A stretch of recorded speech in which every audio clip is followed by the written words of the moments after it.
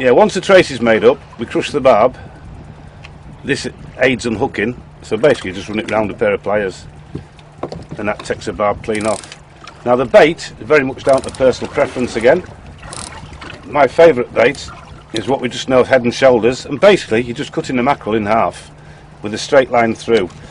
The reason for this is there's a lot of dogfish in this area, and a dogfish can't get that in its mouth in one go.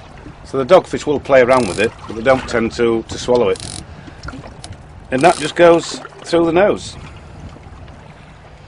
Now you can, with fishing a barbless hook, little bits of inner tube, a little square over the hook, and that just keeps the bait in place and stops it falling off.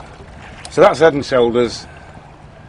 The alternative bait we use when there's not a lot of dogfish about is the flapper, and that is a matter of cutting out the backbone. So you go fillet off both sides and then you just cut the bone out. That's presented just the same way. There's a lot of dogfish about, they will torment that bait. So that's ready to go. So that's the hook, that's baited up. The business end to the rod and reel is by nature of a swivel and interlock. That's an interlock swivel there. There's various types on the market.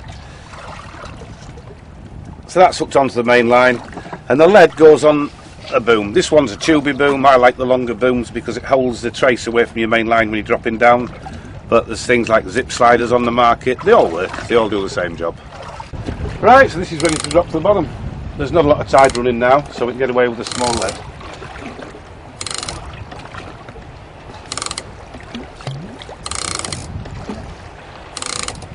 So that gets lowered to the seabed,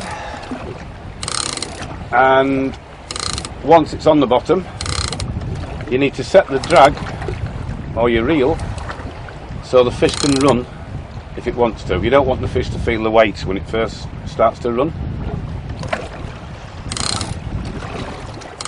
That's not far away from the bottom now.